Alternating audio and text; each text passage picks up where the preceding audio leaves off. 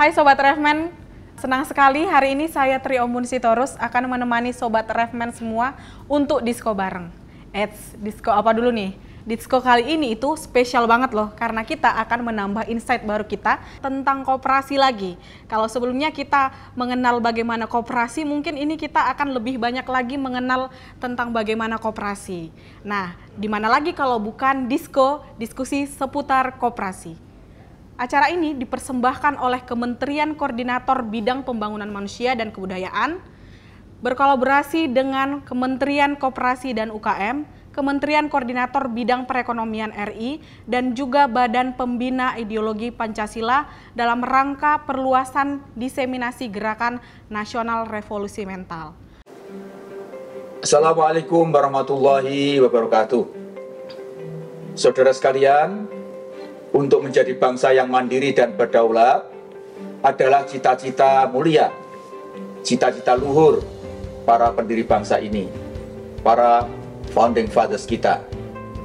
Dalam konteks ekonomi, agar bangsa ini mandiri dan berdaulat, maka dipilihlah sistem ekonomi kerakyatan yang berasaskan Pancasila.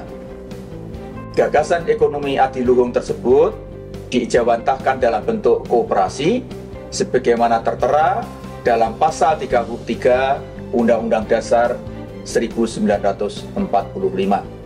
Oleh karena itu, koperasi harus menjadi sokok guru ekonomi nasional. Saya, selaku Menteri Koordinator Bidang Pembangunan Manusia dan Kebudayaan, mendorong serta mendukung penuh gerakan Ayo Berkoperasi. Koperasi harus berubah dan bergerak menuju ke arah perubahan yang lebih baik. Untuk itu dibutuhkan gerakan revolusi mental berkooperasi. Selamat atas terselenggaranya program podcast Kooperasi. Mari para generasi muda, kita bersama-sama sukseskan gerakan Ayo Berkooperasi. Sebab bilang kooperasi itu hanya untuk kalangan tua, jadul, dan melulu simpan pinjam. Sudah saatnya koperasi ditangani anak muda dan kaum milenial. Karena itu, dibutuhkan revolusi mental oleh anak muda mengenai koperasi. Oleh karena itu, sangat pas dan brilian bincang-bincang koperasi melalui podcast menyasar kalangan anak muda dan milenial. Saatnya anak muda terlibat aksi nyata, gerakan menggelorakan Ayo Berkoperasi. Selamat berdiskusi, memperbincangkan kemandirian, kedaulatan bangsa, dan revolusi mental melalui koperasi. Ayo, generasi muda, ikut berkontribusi bersama dalam gerakan Ayo Berkoperasi. Untuk melanjutkan dan melihat rangkaian gerakan ini, jangan lupa Sobat Revmen semua yang ada di rumah dan di mana saja, jangan lupa follow akun sosial media kita nih yang seperti yang ada di bawah ini. Dan jangan lupa buat kamu semua, di akhir acara kita akan bagi hadiah spesial nih. Jadi buat sobat semua harus ngikutin acaranya sampai akhir ya. Sobat Revmen, seperti yang kita ketahui, konsep koperasi itu adalah konsep gotong royong ya, di mana koperasi ini adalah lembaga usaha yang dia memiliki nilai Pancasila di dalamnya dan juga asas gotong royong. Kita bahas nanti juga di sini bagaimana platform koperasi ini bisa membangun generasi milenial di luar sana untuk membangun spirit gelora semangat berkoperasi. Nah, di sini sudah hadir dua narasumber yang sangat luar biasa. Saya sapa dulu bersama Mas Anang Sabtoto dari founder Panen Apa Hari Ini atau PARI. Sangat luar biasa nih, jauh-jauh datang ke sini. Kemudian yang kedua ada Mas Dharma Setiawan, founder Pasar Yosomulyo Pelangi atau Payungi. Saya penasaran nih dengan kiprahnya Mas Anang di sini sama Mas Dharma. Kira-kira apa sih yang melatar belakangi Mas ini untuk mendirikan dari platform ini? Mungkin dari Mas Dharma dulu kali ya. Oke, kami namanya Payungi ya. Payungi kan akronim dari Pasar Yosomulyo Pelangi. Kami sebenarnya mirip seperti koperasi ya. Jadi kami ada konsep gotong royong, pasar dimiliki oleh banyak orang. Jadi tidak ada pemilik tunggal, tapi dibangun dengan cara solidaritas, kegotong royongan yang rutin, kemudian kami tumbuh dengan pola pendidikan transformatif. Oh gitu, oke. Kalau Mas Anang sendiri gimana? Apa nih yang membuat Mas Anang bisa mendirikan PARI ini gitu? Kalau panen apa hari ini, disingkat PARI, itu mulai saya inisiasi itu sejak awal pandemi. Di mana pada saat itu memang soal-soal menjadi agak rumit ya, keterbatasan fisik maupun non-fisik gitu. Lalu kemudian si PARI ini ingin mempublikasikan dan mendistribusikan konteks pertanian dari hasil pertaniannya dan aktivitas pertaniannya, sehingga hal-hal itu menjadi pengetahuan yang memang dikemas secara menarik gitu. Karena pada dasarnya ketika di era COVID waktu awal-awal itu, pangan itu menjadi hal yang sangat basic ya, saya kira. Jadi emang niatnya karena pandemi gitu ya Mas, untuk Iya. membantu juga para masyarakat Awalnya yang ada kan di daerah ya. Apa yang dikerjakan panen apa hari itu kan berelasi dengan dapur-dapur umum yang dibuat di daerah-daerah. Oke. Jadi untuk mensuplai itu kemudian dicarikanlah suplai bahan pangan tetapi yang langsung berelasi dengan para petani. Iya. Oke, Mas, kalau menurut Mas sendiri nih, gimana sih pandangannya Mas sekalian ini tentang koperasi saat ini nih Mas? Banyak kan misalnya koperasi itu kan sudah digaungkan sejak dari Wakil Presiden RI kita pertama kali, Bapak Muhammad Hatta itu bahkan sebelum merdeka gitu. Kalau koperasi kan asal kata dari bahasa Latin itu cum operari ya, jadi bekerja dengan, atau kalau dalam bahasa Inggris itu cooperation, jadi dia bekerja sama. Jadi semangat kemudian bekerja sama itulah yang kemudian menjadi prinsip dasar koperasi, dan saya kira benar Bung Hatta bicara konsepsi itu. Tapi saya pengen kita keluar dari jebakan administratifnya. Misal kita bicara undang-undang harus koperasi itu 20 orang, atau sekarang ada judicial review dari MK kemudian harus bisa 5 orang atau tidak gitu. Saya tidak bicara ke sana karena semakin ke sini sebenarnya koperasi itu kan malah makin hancur ya. Apalagi polanya adalah top down. Kalau kami memang berangkat dari bawah, kami tidak bicara dari persoalan administratif, badan hukum, tapi payungi sampai hari ini adalah sebuah konsep pasar gotong royong yang kalau substansi kami mengambil kata cooperation tadi, kerjasama tadi. Kami gelaran dari jam 6 pagi sampai jam 11 itu semuanya tentang kuliner. Dan hampir mau 4 tahun ini, dari mulai awal kami gelaran omset 16 juta, sekarang kami sudah di atas 70 juta. Wow. Dan pasar ini dikunjungi 2.000 orang setiap hari Minggu. Dan itu tadi namanya gotong royong kerjasama, maka semua orang sama rasa, sama rata. Nah, saya kira konsep koperasi yang akan kita bincangkan bagi saya di situ dulu kalau saya ya. Meskipun kami tidak mengatakan bahwa apakah badan hukum tidak penting, saya kira penting. Tapi kenyataan-kenyataan di lapangan yang organik itu mesti jadi lebih penting daripada kita bicara ritual-ritual yang selama ini kita pahami tentang bapak koperasi kita Bung Hatta, kemudian koperasi simpan pinjam, koperasi produksi, koperasi konsumsi misal gitu. Kami keluar dari jebakan ini. Oke, kalau Mas Anang sendiri gimana Mas tanggapannya tentang koperasi saat ini? Saya kira menarik ya, karena meskipun praktek saya itu tidak secara resmi terwujud dalam konteks koperasi gitu. Saya pribadi, saya anggota koperasi di Jogja.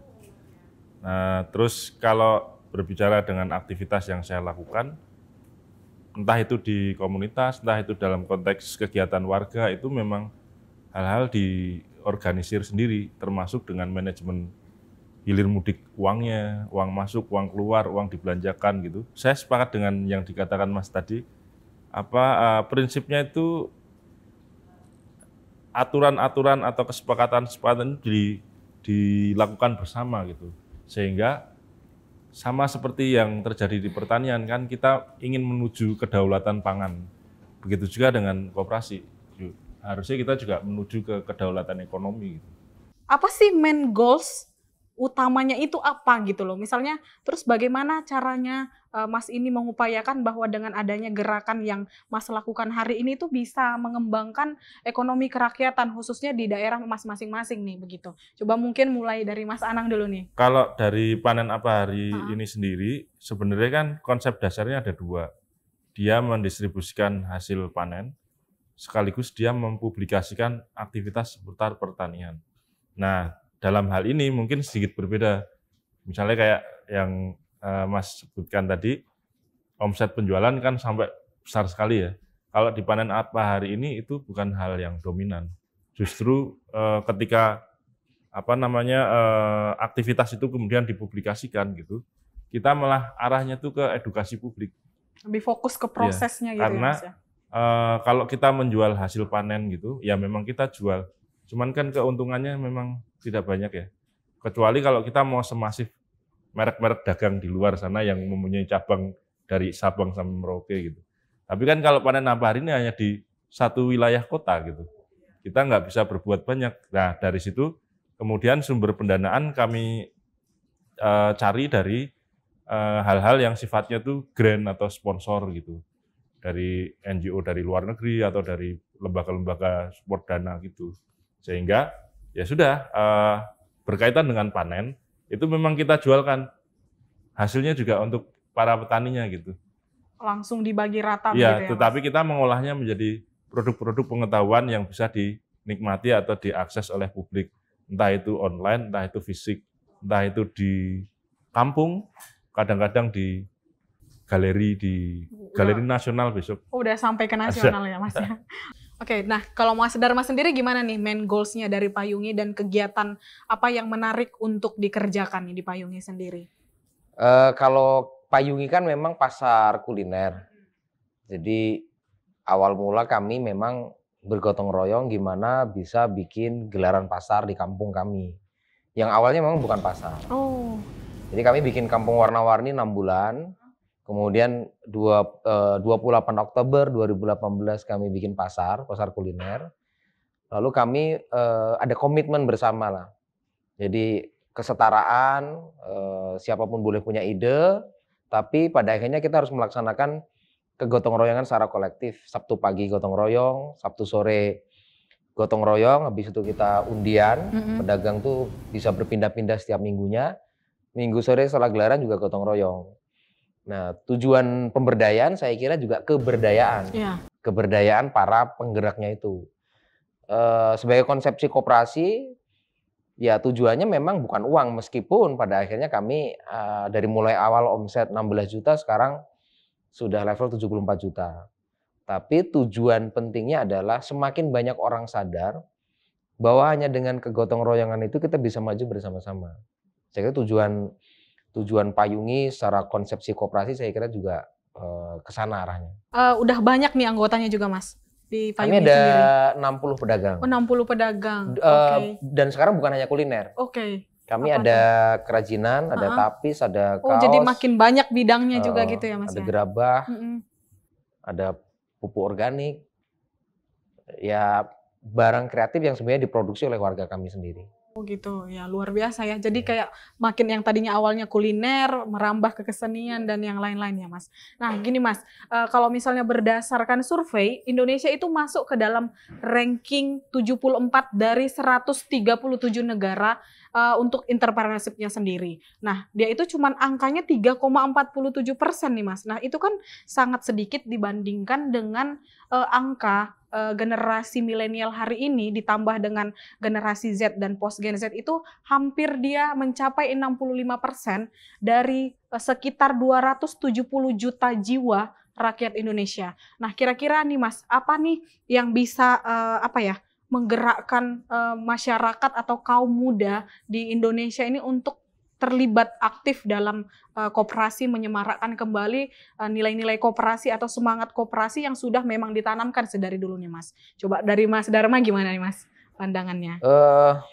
Koperasi mestinya menjadi gerakan ya, bukan hanya sebagai muatan kurikulum misal, atau kemudian hanya pemberian informasi gitu. Kalau menjadi gerakan maka itu harus menjadi gerakan kolektif. Dan kami memang ada setahun berdirinya Payungi, kami bikin Payungi University. Oh, udah ada university-nya? Sebenarnya itu sekolah transformatif informal. Sama halnya kalau teman-teman ke Jogja ada DAS University, itu dikelola teman-teman Endang Sukamti. Kalau mereka sekolah animasi. Kalau kami ini sekolah desa, makanya kalau saya gini sekolah desa. Karena setiap Sabtu Minggu ada orang dari berbagai desa. Jadi kayak sekolah informal gitu ya Mas ya? Nginep di kampung kami, ada homestay warga. Kemudian kami kasih materi tentang bagaimana sih membuat masyarakat jadi mau bergerak, sadar gitu. Dan materi ini memang rumit, bikin mereka juga stres, tapi mereka pulang tuh bawa ide. Bawa ide, ada social mapping, ada community approach, ada pariwisata dan ekonomi kreatif desa, media digital desa, pendidikan dan pemberdayaan desa. Nah, terakhir kita bicara pentahelik dan creative hub. Nah, relasinya dengan koperasi, karena koperasi tadi bicara tentang kegotong royongan, kemandirian, pada akhirnya tujuan dari ini semua adalah bagaimana para penggerak ini setara. Jadi mereka kalau setara kan pada akhirnya punya kesadaran penuh, ini tanggung jawab kita bersama. Kalau sampai ada ketidaksetaraan, pasti koperasi itu limbung. Atau misal ada gerakan masyarakat malah dibantu pemerintah kok bubar. Itu karena dia menyalahi konsepsi koperasi sejak awal. Karena koperasi itu kan lahir dari bawah, bukan dari top down gitu. Kalau kemudian kok ada orang ngaku koperasi, pada akhirnya mohon maaf menjadi pengrajin proposal penjual kemiskinan, itu bukan koperasi menurut saya. Gitu ya. Menurut saya sih gitu. Oke, kalau dari Mas Anang sendiri gimana Mas? Kalau menurut saya tetap harus dilihat ini ya Mbak, konteks dan kapasitasnya gitu. Karena misalnya dalam konteks pertanian di kota Jogja gitu, itu kan memang satu lahan itu dipakai untuk berkegiatan dari anak-anak sendiri sampai orang dewasanya gitu. Nah, tetapi kan kemudian apa yang mereka lakukan di situ kan berbeda-beda. Nah, kadang-kadang misalnya kayak saya melihat perubahan yang terjadi di lahan di tengah kampung gitu, itu tuh berangsur-angsur membaik. Mulai dari lahan mangkrak, dimanfaatkan warga untuk bercocok tanam, kemudian hasil dari cocok tanam itu didiskusikan, diperjualbelikan di kampungnya sendiri gitu. Dan secara proses pembibitan, penanaman, dan pengolahan gitu kan, itu kan memberikan waktu yang lama. Nah, kadang-kadang proses itu tuh ingin diketahui banyak pihak, termasuk dari sisi akademisi, termasuk dari Kemenkom PKM ini. Waktu itu kan ke Jogja juga kan, datang di satu kelompok tani. Nah, menurut saya yang terjadi itu sebenarnya itu bukan hanya lahan yang dipakai bercocok tanam, tapi juga menjadi lab kehidupan gitu. Artinya Artinya kemudian semua warga itu memiliki kepentingan di situ, mulai dari anak-anaknya bermain di situ, bantu siram-siram, bapak ibunya bercocok tanam, mendistribusikan hasilnya gitu. Nah, yang bisa kita lakukan sebagai kreatif gitu, ide-ide kreatif itu kemudian bagaimana hal-hal sederhana yang harusnya cuma diketahui tetangga sebelah itu bisa diamplifikasi, diketahui oleh banyak pihak, bahkan dari luar kampung itu sendiri gitu. Kayak gitu sih. Nah, saya tertarik nih Mas, tadi kan kalau misalnya Mas Dharma itu dari satu bidang melebar ke bidang yang lain, kalau misalnya tadi Mas Anang itu dia itu fokus pada prosesnya, edukasinya. Nah, kira-kira nih Mas, persiapan apa saja nih yang bisa dilakukan oleh generasi muda kalau dia ingin membuat koperasi seperti yang Mas lakukan ini nih? Kira-kira gimana tanggapannya dari Mas Anang dulu deh? Kalau persiapannya saya pikir ya dia harus berada di situ gitu. Artinya memang dia tidak hanya sebagai orang luar yang datang melihat, tapi juga dia menjadi bagian dari dinamika di situ. Sehingga itu yang terjadi di banyak tempat kan, misalnya di Papringan, mungkin di Lampung juga gitu-gitu kan. Sehingga hal-hal yang tadi dikatakan kesepakatan, kesetaraan, egaliter gitu tuh tercapai. Karena memang itu dilakukan bersama, disepakati bersama, dan dinikmati bersama gitu. Menurut saya sih yang harus itu seperti itu. Nah, persoalan nanti itu kemudian didistribusikan melalui hal-hal yang sifatnya online gitu-gitu, itu instrumennya aja sih kalau menurut saya. Kalau dari ini Mas Dharma sendiri gimana Mas? Kalau kami kan awalnya mengumpulkan emak-emak. Ini emak-emak ya? emak-emak yang notabene nggak ngerti medsos ya Iya. awalnya. Jadi saat kami kumpulkan pertama, Mama ayo kita bikin pasar, hampir semuanya nggak percaya. Lalu kemudian saya tontonin film Papringan juga, itu saya tontonin beberapa kayak Kampung Jodipan Malang. Pokoknya ada di YouTube apa saya tontonin dulu. Masih mereka tidak percaya. Lalu kemudian saya ngomong sama tetangga saya namanya Pak Haji Soban. Pak Haji ini sebenarnya kita udah kasih materi ke emak-emak. Tapi mereka tanya kalau nyampe rugi ini siapa yang mau nanggung. Sedangkan kita nggak punya modal. Nah saya melihat di musola itu ada duit 15 juta. Dan saya bilang sama Pak Haji gimana kalau uang ini kita pinjamkan. Terus beliau ya ngomong kalau nggak balik gimana Mas katanya. Takut ya gitu. Saya sama Pak Haji balikin tapi nyicil lah gitu. Iya. Alhamdulillah kita pinjamkan. Ya gelaran pertama itu kita bisa dapat 16 juta. Tentu pemberdayaan ini butuh pendampingan ya. 16 juta dapat tuh kita udah sumringah. Oh laku gitu. Pertama kali itu Mas? Pertama kali itu. Lalu kita bikin komitmen tiap malam Kamis kita akan ketemu namanya pesantren wirausaha. Nah kalau tadi beliau bilang laboratorium sosial, kami kan akhirnya di laboratorium ekonomi kreatif. Memang bukan ke anak muda awalnya, ke emak-emak. Sekarang kalau Sabtu itu emak-emak udah bisa main Instagram, main Facebook. Hello guys, jangan lupa datang ke Payungi. Setiap hari Minggu jam 6 sampai jam 11 nikmati kuliner tradisional, dia jelasin dagangannya. Dan kita saling bagikan ke grup-grup Facebook. Luar biasa. Dan ini dampaknya luar biasa. Instagram kami kan sekarang 9.000 lebih. Dan pengunjung Payungi itu 2.000 loh. Udah. Wow. Artinya kan ini relate ya dengan bahwa kalau orang mau ngomong koperasi kan harus tumbuh juga penggeraknya. Iya benar. Jangan sampai penggeraknya hanya saya dengan Pak Haji Soban saja. Saya sekarang kan semua jadi penggerak. Alhamdulillah uang musola juga balik. Sekarang musola itu kan kita bongkar habis, kita bangun itu udah habis 1,5 miliar. Musola itu. Gitu ya. Kampung kami pada akhirnya menghargai edupreneurship. Jadi kalau pagi buta habis subuh, anak-anak kecil itu bawa makanan bantu orang tuanya dan mereka menyadari bahwa proses perubahan sosial ada sebuah transformasi kebudayaan yang berbeda, bahwa ada emak-emak yang tadinya tidak bikin makanan tradisional, bikin semalaman, nggak tidur, jualan, kemudian selesai jam 12 tidur, nanti habis asar balik lagi dan membersihkan kampung kami. Kampung kami kan sekarang tertata dengan mural, dengan lebih hijau, lebih rapi, dan tentu ya ada uang yang masuk.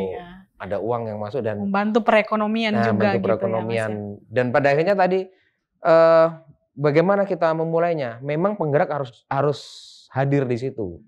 Kita harus melakukan 3 sama kerja, sama makan, sama tinggal. Iya. Karena kalau penggerak kok ya seperti Sinterklas datang ngasih bantuan, balik lagi. Nanti kalau harus gotong royong kalau gitu Sinterklasnya hilang, kalau orang ngasih bantuan tuh kok nggak datang, mereka akhirnya kan jadi begini terus. Padahal kan ini bukan soal ini, tapi soal di sininya kan. Oke Mas, ini sangat menarik nih. Tapi tentunya ketika Mas berdua ini tuh mendirikan Payungi dan Pari ini, pasti kan ada tantangannya. Dan menurut Mas nih, apa nih tantangan yang Mas laluin selama ini? Kemudian berapa lama nih proses untuk mendirikannya itu supaya bisa ada banyak orang yang tergerak untuk ikut join dalam kegiatan yang Mas lakukan ini? Ayo Mas, coba dari Mas Dharma dulu. Saya lagi ya? Iya. Ya banyak Mbak yang banyak, nolak banyak. Bahkan yang memprediksi Payungi hanya 3 bulan banyak. Tapi pada akhirnya gini lah, penggerak tuh fokus pada ide. Kerja-kerja pengetahuan ini kan kita yang melaksanakan, kita yang memproduksi, kita yang melaksanakan bersama. Hampir mayoritas lah kayaknya ya. Orang tuh selalu memilih negatif daripada positif, memilih pesimis daripada optimis gitu.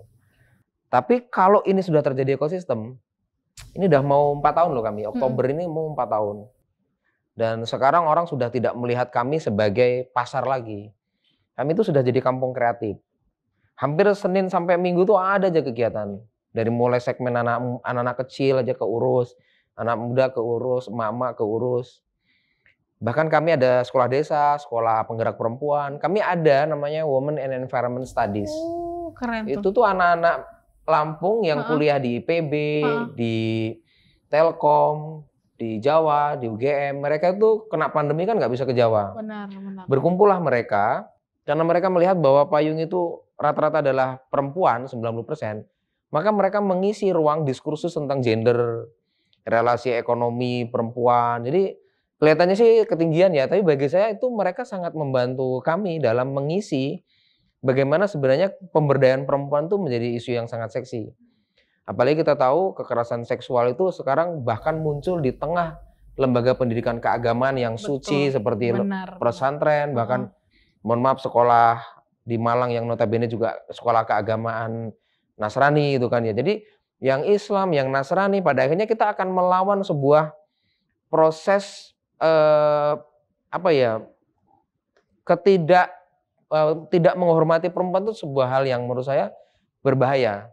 Maka Payungi pada akhirnya punya konsep kami akan memuliakan perempuan, kami Payungi pokoknya akan memberikan tempat yang mulia bagi perempuan karena Payungi sejak awal 90% pedagangnya adalah emak-emak tadi.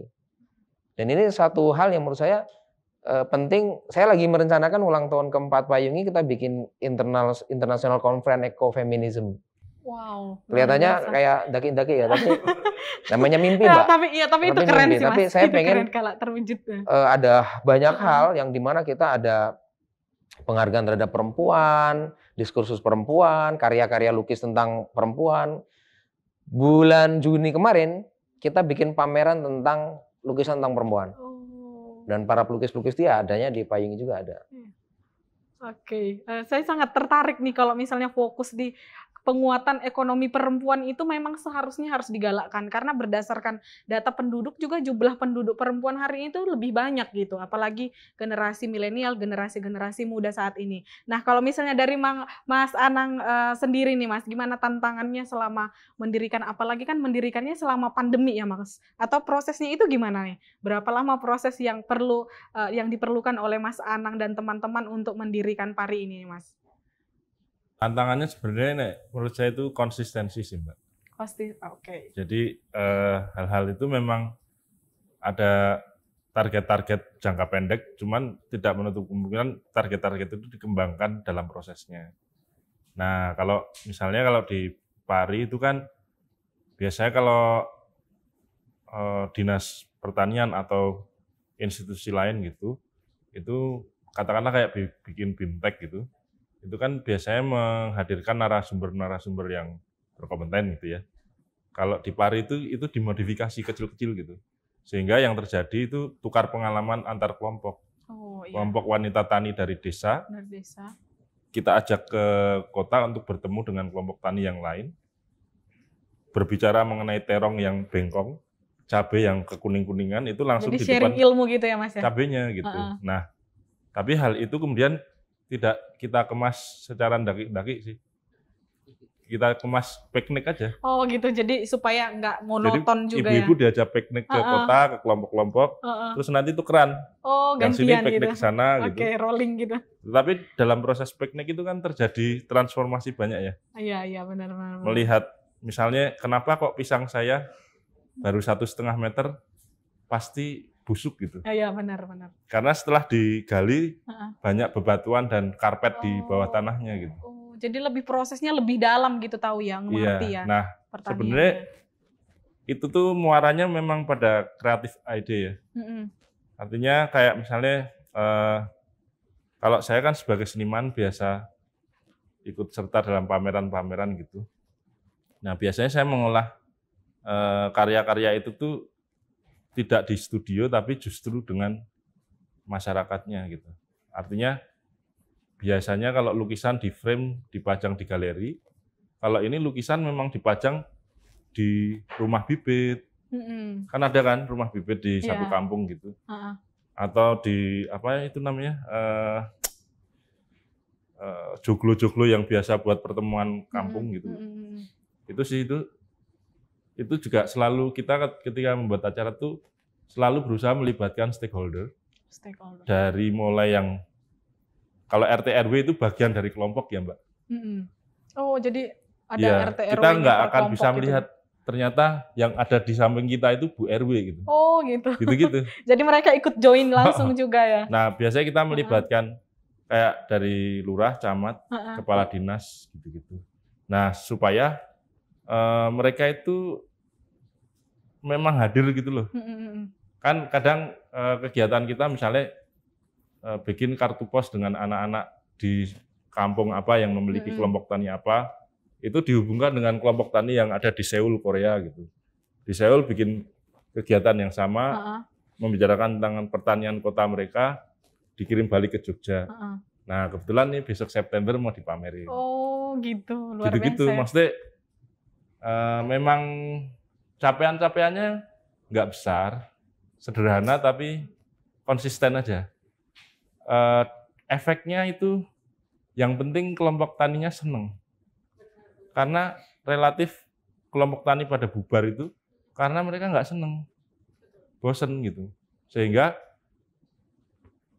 menjadi menarik ketika kegiatan-kegiatan itu dilakukan dengan cara kreatif, menimbulkan imajinasi, tidak dalam satu sektor ekonomi doang gitu, tapi juga, ternyata dengan membuat kelompok itu selain lingkungannya jadi hijau, kita jadi bisa mengenal banyak pihak, kan kayak gitu. Benar. Jadi menarik nih Mas, kalau misalnya tadi Mas bilang yang dari daerah itu bisa langsung conference dengan di luar Korea tadi kan.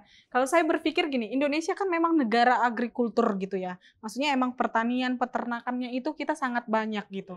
Saya juga melihat bahwa kalau misalnya di Indonesia ini kenapa tidak kita bisa bertukar ilmu gitu antara dengan kalau misalnya di New Zealand atau di Aussie itu kan mereka juga fokus pada agrikultur ya, mereka di peternakan gitu, yang saya tahu ada di beberapa negara yang mereka memang fokus di situ. Nah, sangat menarik kalau misalnya itu benar-benar terjalankan gitu ya Mas, mudah-mudahan bisa dijalankan juga dan begitu juga dengan stakeholder yang lain bisa mensupport juga. Nah, sekarang industri 4.0 ya Mas, yang dimana memang kita harus ini zaman digitalisasi gitu. Nah, kira-kira bagaimana nih pandangannya Mas Dharma dan Mas Anang nih terkait dengan koperasi di era 4.0 ini Mas? Tetap menggunakan jalur mau offline mau online gitu. Standar sih semua di Panen Apa Hari ini ada. Dari mulai yang video, foto gitu-gitu ada. Cuman di Paris sendiri kita nggak mau terlalu malah justru rumit dalam hal itu gitu. Itu kita manfaatkan, istilahnya kita hack gitu loh. Kalau tadinya beli printer tintanya habis harus beli cartridge, kita hack aja kasih tabung gitu. Nah, begitu juga dengan platform Zoom gitu. Itu kita koneksikan ke berbagai macam kelompok tani. Dari kelompok tani Sydney, dari kelompok tani yang ada di Sulawesi gitu. Jadi benar-benar jadi petani milenial yang sesederhana live IG. Kalau biasa live IG dipakai untuk apa, ini dipakai untuk ngobrol aja gitu. Nah, kalau Mas Dharma sendiri gimana menyikapi soal industri 4.0, soal digitalisasi di platform koperasi yang kalau kami ada dua. Pertama, jadi gerakan tanpa media itu is nothing lah. Itu kesadaran ya tadi karena emak-emak ya, jadi prosesnya kami memang panjang. Tapi selama kita bisa mengaktifasi Instagram, Facebook, kami ada website payungi.org, itu kan kami diisi dengan teman-teman muda. Tapi kami juga harus ada kelas desain grafis, kelas video, ya kelas pengelolaan media sosial gitu. Itu pertama bahwa gerakan tanpa media is nothing ya. Kalau teman-teman punya gerakan kok nggak bisa mempromosikan melalui kanal medsos itu ya nggak usah bikin gerakan menurut saya. Yang kedua, kalau kita bicara branding ini bukan hanya sekedar oke, kita bikin logo selesai. Orang kan harus punya cerita karena kita sedang membangun value. Jadi Payung itu value-nya apa? Orang kalau mau ke Payungi ada apa? Terus kemudian tumbuhnya seperti apa kan gitu. Nah, karena value tentu dia proses perjalanan panjang memunculkan orang-orang yang punya karakter. Misal kayak kami ada gudeg Bu Sundari itu. Itu memang ya di luar hari Minggu pun mereka akan jualan, promosi gitu. Nah, kalau hari Minggu puncaknya pendapatan Bu Sundari itu bisa sampai 10 juta per gelaran. Dari gelaran jam 6 sampai jam setengah 10 itu biasanya udah habis. Nah saya juga jadi penggerak mikir juga Mas. Saya yang gerakin ini kok malah kalah duit sama yang saya gerakin gitu awalnya. Tapi saya ikut senang. Karena tadi konsepsi koperasi tadi adalah setara. Dan kita ikut bahagia kalau tetangga kita juga dapat untung lebih. Kayak Bu Nani jualan jenang jagung itu sama gedok itu. Awal dulu saya ingat 200.000. Sekarang Bu Nani itu 2 juta. Wow, langsung ya naiknya. Untung bersih Bu Nani itu bisa 1.300.000 lah per gelaran hari Minggu. Nah 4 kali gelaran, Bu Nani itu dapat duit 5,2 juta berarti ya. Nah ini kalau kita tidak ada kolektivitas dalam arti memang saling mempromosikan dalam kesolidaritasan, yang gerakin bisa kecewa. Makanya penggeraknya pada akhirnya kan juga punya usaha juga. Kita punya usaha. Makanya saya juga, mohon maaf, saya bukan tukang pala di pasar itu. Biasanya kalau ada pasar kan ada premannya ya. Iya benar. Saya bukan tukang pala yang ini salah buat saya enggak. Saya kalau mau dapat duit juga dagang. Sebelum dagang mereka kan infak makanan ke para tukang parkir yang notabene adalah suami mereka. Nah setelah gelaran kami infak ke musola. Kenapa? Musola itu dulu pernah kasih kebaikan pinjaman duit ke kami itu. Ya alhamdulillah kita tumbuh dengan baik. Semuanya orientasinya karena kerja, orientasinya karena kesetaraan tadi. Tapi kita juga berharap bahwa Payungi memang sudah bukan lagi secara tangible memang pasar. Tapi secara intangible ya kami adalah pendidikan transformatif. Kami sudah menjadi pendidikan transformatif, kami menjadi gerakan revolusi mental. Iya, benar. Sejalan dong dengan teman-teman PMK. Benar. Karena kan revolusi mental tuh di sini, bukan revolusi mental loh. Sepakat. Bukan mental loh, tapi mental. Mental, benar. Oke, luar biasa ya. Jadi emang sejalan dengan gerakan revolusi mental ini ya Mas. Oke, sebelum, Sobat Refman jangan lupa sebelum kita lanjutkan ke diskusi selanjutnya, jangan lupa pantengin terus acara ini karena kita akan bagi hadiah di sesi akhir. Teman-teman harus follow akun sosial media kita seperti yang ada di bawah ini dan ikuti terus acara ini sampai selesai untuk bisa dapatkan dan ikutin kuisnya. Oke, nah Mas, kalau misalnya kita lihat hari ini, pandemi COVID-19 ini kan sudah berjalan 2 tahun lebih gitu ya. Nah kira-kira kalau misalnya kita lihat tuh kan ada pembatasan sosial yang pasti dan paling banyak terdampak itu adalah wirausaha, UKM gitu, UMKM dan bahkan mungkin orang-orang yang ada di daerah yang mempunyai usaha-usaha kecil seperti itu. Nah kira-kira langkah apa yang bisa kita lakukan untuk tetap bisa berkegiatan koperasi ini tetap bisa dijalankan gitu Mas? Dari Mas Dharma coba. Kami punya prinsip ya, secerdas-cerdasnya manusia itu ada Tuhan yang menentukannya. Kosmos itu kan memang selalu punya sisi keadilannya lah. Jadi ini misal nih, secerdas-cerdasnya kami, kalau hujan kan nggak mungkin kita ngundang pawang Mbak Rara itu kan. Hujanlah kami itu 189 kali gelaran ini saya menghitung hujan 5 kali. Nah kalau hujan hari Minggu itu akhirnya kami sepakat bahwa kami akan menyedekahkan makanan ini ke yatim piatu. Pernah dari jam 6 Mbak sampai jam 12 itu hujan nggak berhenti. Dan total kan nggak ada yang laku. Itu senilai 30 jutaan kita udah buka kendaraan tetangga, mobil-mobil kita kirim ke berbagai tempat yatim. Itu satu konsep bahwa secerdasnya orang Tuhan yang menentukan rezeki. Kedua, pandemi. Pandemi itu kita diminta libur 3 bulan. Tentu stres dong. Mama biasanya dapat duit hari Minggu ini nggak boleh jualan. Tapi nggak kalah akal. Ya kita niru kayak pari itu sebenarnya. Tapi sebenarnya belum kenal pari ya. Kami 3 bulan tuh nanamin sayuran, Mama. Akhirnya ya kami ya menikmati apa yang bisa kami kerjakan secara kolektif. Biasanya gotong royong nggak gotong royong kan juga aneh. Artinya memang dengan segala kemungkinan yang terjadi, 2 hal kayak tadi itu sudah kita sikapi, antisipasi dengan kenyataan-kenyataan dan kita harus terus kreatif. Dan ya pernah juga sih kita dibentak-bentak sama polisi, suruh tutup. Nah, tapi untuk mengisi kan tadi kan hilang nih pendapatannya Mas. Tapi untuk mengisi itu kira-kira langkah apa yang dilakukan oleh Payungi untuk tetap emak-emak yang tadi atau kelompok ada mama yang tetap nitip ke warung-warung. Oh, jadi ke warung-warung ada gitu warung-warung tapi mereka nggak skala banyak seperti waktu Minggu. beda. Tapi ya lumayan lah untuk iya. dapur ngepul mereka. Kalau dari ini Pari sendiri gimana, Mas? Kalau menurut saya mungkin ya kalau memang lockdown benar itu agak rumit. Tapi kan berangsur-angsur membaik. Benar. Sehingga yang kemudian masalah aksesibilitas juga semakin baik juga kan. Iya, kalau udah normal. Artinya sebenarnya pada saat katakanlah yang kemarin COVID yang terakhir itu varian apa? Delta itu yang paling parah. Delta ya. Omikron juga. Waktu itu tuh malah justru kelompok tani di kota itu sangat aktif karena memanfaatkan sinar matahari yang ada di situ. Nah, di luar dari itu kemudian mulai banyak kunjungan-kunjungan kan. Misalnya ada dari kampus, dari komunitas, dari sekolah gitu. Nah, kalau di Pari ketika ada teman-teman yang mau datang, itu tuh kita selalu menawarkan hal-hal yang sifatnya tuh layanan gitu. Misalnya mau makan apa, mau ini gitu. Itu kita set up pop-up warung di lahan-lahan itu. Ya memanfaatkan joglo gitu. Oh iya. Jadi kita bisa ambil panen langsung, sambil masak, diolah. sambil ngobrol. Luar biasa. Terus ketika udah jadi, nanti rapat dimulai. Oh gitu ya. Misalnya kayak yang waktu dari kementerian sini ke kota itu, waktu itu juga gitu. Kalau datang di kelompok tani, jangan harap makan merek ya. yang lain gitu.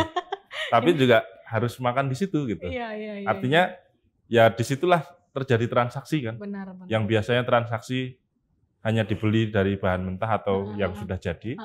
Nah ini prosesnya bisa dinikmati gitu. Oh iya, luar bisa biasa. langsung manen sekaligus ngolah dan masak. Gotong royongnya bahkan jadi lebih terasa ya Mas, Iya, kekeluargaannya juga ya. Yang Kalau tadinya misalnya- makan lele males, ini semangat. Termasuk juga misalnya dalam satu pertemuan kecamatan atau apa gitu, membutuhkan kayak pernikahan gitu ya Mbak. Iya.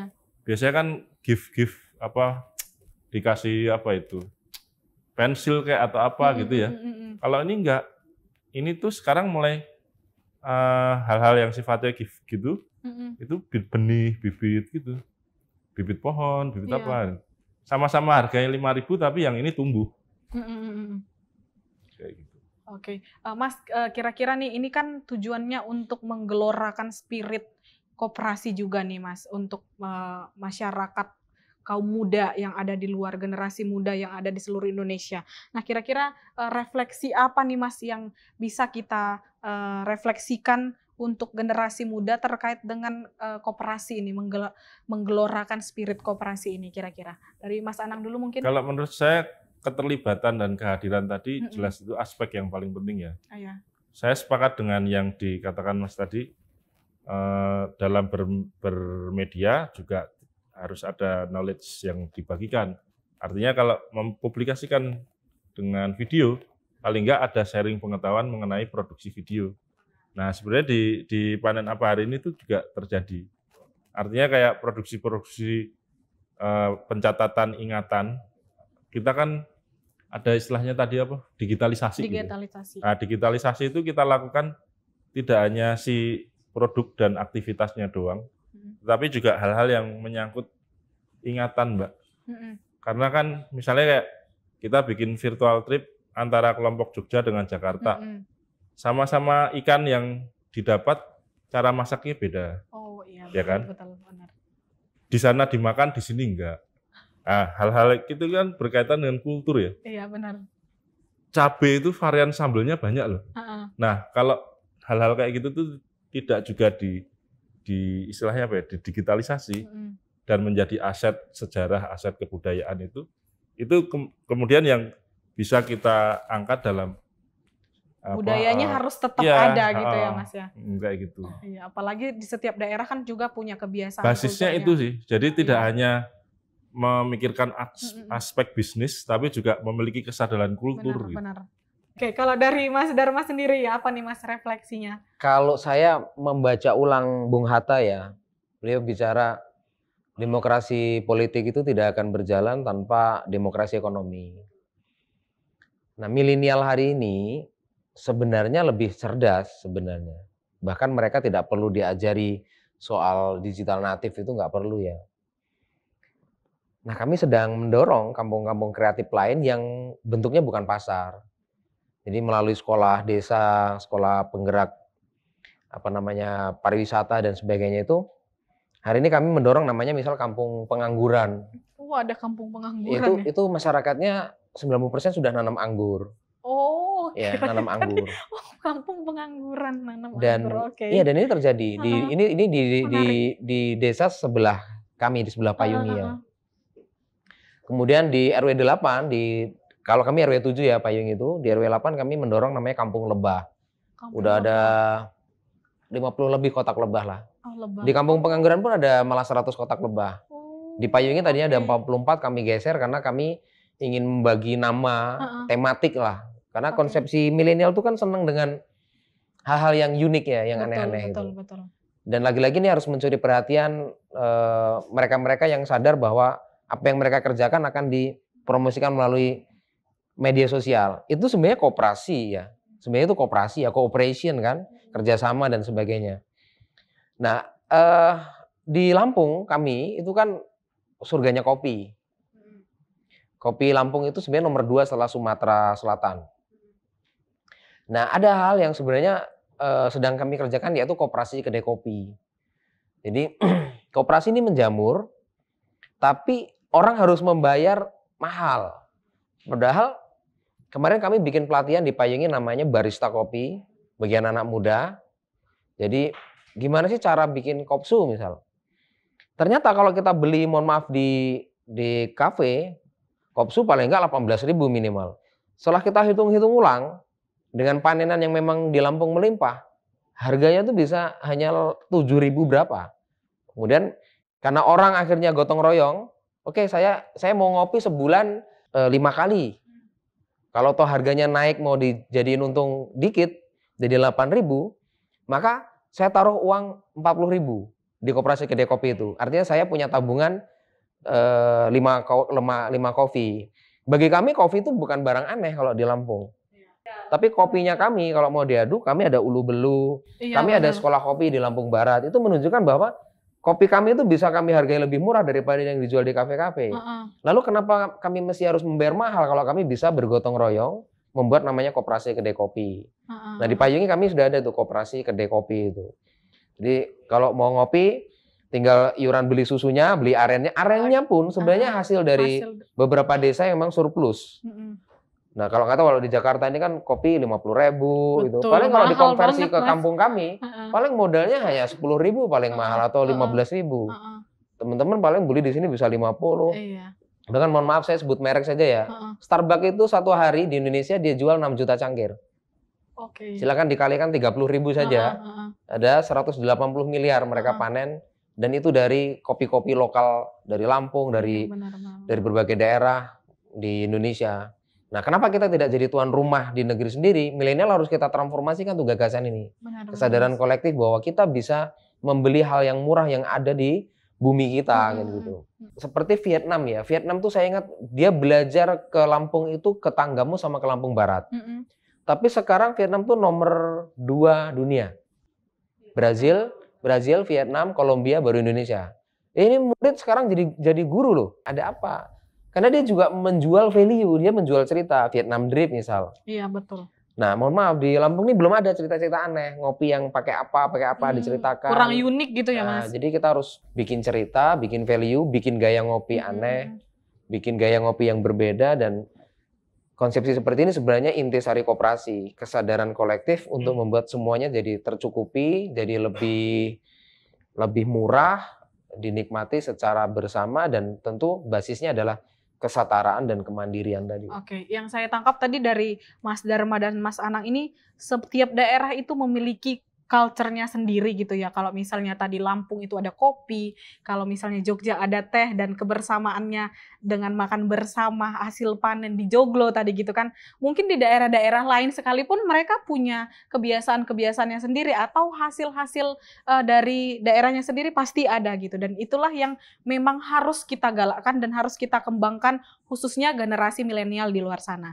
Nah, yang ini Mas, untuk pesan-pesan untuk generasi muda di luar sana dan ajakan khusus juga nih, siapa tahu ada yang mau bergabung, kan ini ada dari Lampung, dari Jogja, dari mana-mana ini akan nonton kita di sini, dan mungkin Mas sekalian bisa ngajak juga, siapa tahu ada yang mau bergabung di koperasi yang Mas dirikan saat ini. Oke, coba Mas Dharma. Saya dulu ya. Oke. Kalau anak-anak muda tuh sudah banyak ya kayaknya main ke Payungi. Kami tuh Malang, UM Malang tuh KKN-nya tempat Payungi. Anak-anak dari Sulawesi, anak-anak dari Medan, dari Palembang, UIN Bandung. Tinggal dikasih pengertian saja, jika bersama maka kita akan bisa menyelamatkan semua sumber daya alam kita gitu. Nah, kami punya tagline Payungi itu, Payungi University-nya ya, itu siap salah menolak kalah. Siap salah menolak kalah. Jadi kami tuh siap disalah-salahin, namanya anak muda tuh siap disalahin. Tapi kami tuh nggak mau kalah. Oke. Itu kami pesan ke anak muda kayak gitu aja. Jadi Payung University siap salah menolak kalah. Oke, mantap. Siap salah menolak kalah. Oke, luar biasa keren nih. Oke, dari Mas Anang di pesan-pesannya Mas. Kalau saya sih, kan tadi kan saya lebih banyak berbicara mengenai misalnya bagaimana supaya konsisten, bagaimana supaya kontekstual gitu. Nah, yang terakhir tuh yang menurut saya juga tidak kalah penting adalah keterhubungan, koneksi gitu. Artinya inisiatif kecil besar di desa, di kota, di Jawa, di luar Jawa, di Sumatera, dimanapun gitu, itu tuh bagus pasti ya, karena diniati dengan hal-hal yang sifatnya tuh nyata gitu kan, dalam kerumitannya atau dalam hingar-bingarnya gitu. Nah, hal-hal itu akan lebih baik kalau itu saling berhubungan. Semangatnya tetap tadi itu loh, kooperasi. Jadi tidak saling membunuh, tidak saling jegal gitu, tapi saling mendukung, entah dari grassroots maupun dari stakeholder. Makanya kalau di Panen Apa hari ini tuh antara petani bertemu dengan seniman, nanti bertemu lagi dengan peneliti, kadang-kadang bertemu dengan museum, galeri, kolektor, komunitas, dan yang lain gitu. Semua kan ini berelasi ya. Benar. Nggak bisa kalau hanya ngomongin pertanian, hanya berbicara dalam aspek ekonomi. Betul. Yang terjadi nanti orientasinya ya ekonomi. Melihat lahan hijau, wah ini kalau cuma nanam cabai kurang berkembang, dibangunlah apa gitu, malah bubar kan. Nah, justru apa ya, perbedaan ini yang kemudian saling menguntungkan menurut saya. Nah, ini mungkin kapan-kapan saya harus main ke Lampung. Boleh itu Mas. Ya kan? Kemarin saya ke Jogja belum lama ini, belum kenal Mam. Oh, belum kenal. Berarti hari ini boleh nih Mas, kalau ke Jogja atau ke Lampung boleh saling bertukar justru informasi. Itu, nah ini kan momen-momen yang tepat tuh, di mana inisiatif-inisiatif baik dalam berbagai sektor itu mulai muncul gitu. Kreatif hub ya. Nah, itulah gunanya konektivitas tadi Mas. Industri 4.0, digitalisasi memudahkan kita untuk saling terkoneksi satu sama lain, bahkan sampai ke luar negeri gitu ya. Oke Mas, di sini kita mau lihat ada pertanyaan dari netizen nih Mas, buat Mas-mas berdua ini. Boleh nanti langsung dijawab, mungkin ini tayangannya. Mana nih? Halo, saya Putri. Mau tanya dong, kan generasi muda sekarang nih kayaknya minat untuk membangun koperasi, minat usahanya itu masih minim ya. Mau tanya kira-kira ada nggak sih tips untuk ngebangun minat generasi muda untuk membangun usaha, untuk bisa tahu pasarnya si koperasi ini seperti apa, terus model bisnisnya seperti apa, kira-kira ada nggak ya tipsnya? Terima kasih. Oke, gimana Mas? Siapa dulu nih yang jawab? Diserahkan. Kalau Payungi hari ini ya, awalnya pasar tradisional, kuliner tradisional. Sekarang ada kuliner yang kekinian. Nah itu kan milenial tuh. Iya benar. Hampir setiap minggu ya, pasti ada yang WA kami, kemudian nanya, Mimin, maksudnya Mimin di Payungi itu, Min, kami pengen dagang. Nah kan kami tanya dagang apa. Ketika dagangnya beda, maka kami akan memberikan rule of game-nya itu. Malam Kamis ikut pesantren wirausaha, Sabtu pagi gotong royong, Sabtu sore gotong royong, Minggu sore gotong royong, Sabtu itu diundi, sebelum dagang sedekah makanan, setelah dagang infak ke musola. Kata dia banyak betul ini persyaratannya. Tapi bagi mereka yang tertantang dan menarik karena memang Pak Yonggi dikunjungi ribuan orang ya, 2.000-an orang lebih.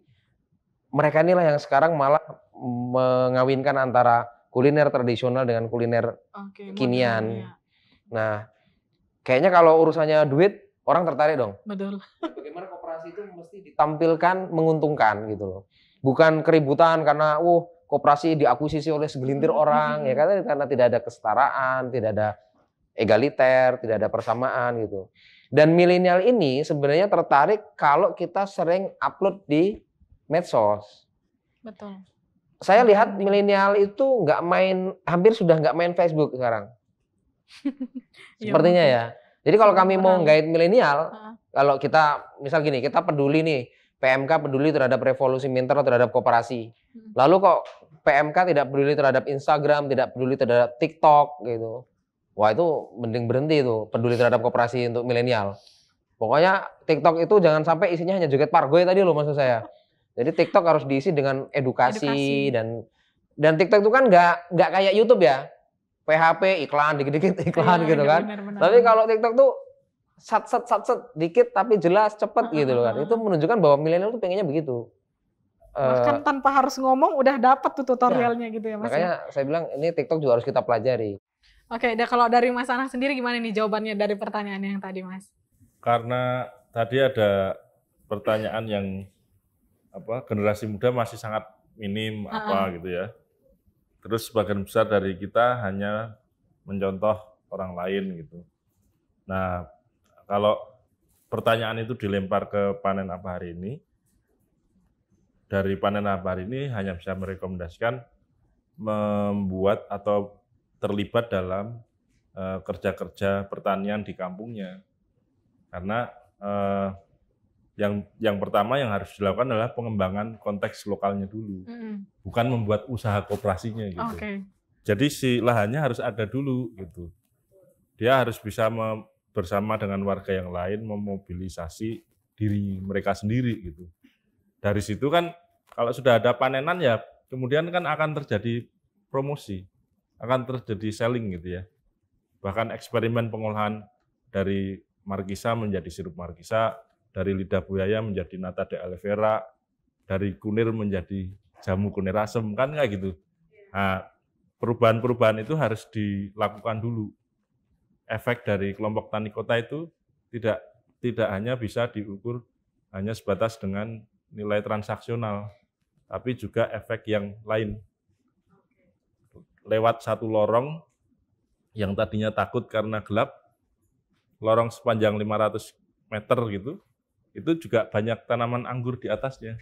Berarti jangan berhenti mencoba semuanya gitu ya, Mas? Artinya, kalau tadi bilang bagaimana mengawali atau generasi muda yang belum tahu gitu ya, cari tahu langsung dengan terlibat yang ada di kampung mereka sendiri. Kalau kebetulan Panen Apa Hari Ini, saya pribadi tinggal di Jogja, ya kalau mau main ke Jogja ya silahkan. Cuman akan lebih baik kalau itu dikerjakan di tempat-tempat mereka sendiri. Oke, mantap, luar biasa ya. Oke, saatnya kita quiz time. Udah pada nggak sabar nih ya. Jadi sebelum kita kasih pertanyaan kuis nih, kamu sahabat Refman tuh harus tahu dulu alurnya nih. Yang pertama, kamu wajib follow akun sosial media kita semua ya, yang ada di bawah ini. Kemudian jawab pertanyaan dengan memposting foto kamu yang lagi menyaksikan acara ini nih. Bisa foto selfie kah atau difotoin bebas, terserah. Kemudian mention dan tag foto kamu ke akun sosial media kita. Akunnya nggak boleh di privat ya, supaya tim dari Refman nanti bisa ngecek jawaban teman-teman semuanya. Pemenang akan diumumkan di sosial media kita sehari setelah acara ini tayang. Oke, siap-siap ya pertanyaannya ya. Oke, siapakah tokoh yang dikenal Bapak Koperasi Indonesia? Oke, mungkin itu saja diskusi kita hari ini dan cerita dari narasumber kita yang luar biasa. Jangan lupa Sobat Refman sekalian untuk terus tonton podcast dari Revolusi Mental ini. Untuk podcast selanjutnya tentunya pasti akan ada dari narasumber yang luar biasa dan juga hadiah menarik untuk teman-teman semua yang ada di rumah. Dan mungkin itu saja Dan saya punya jargon nih Mas sebelum kita tutup. Gerakan Nasional Revolusi Mental, sama-sama kita sebutkan ayo berubah gitu ya Mas. Oke, sama-sama kita Gerakan Nasional Revolusi Mental. Ayo berubah. Oke, sampai ketemu lagi. Saya Trio Ombun Sitorus. Salam. Silahkan diminum Mas.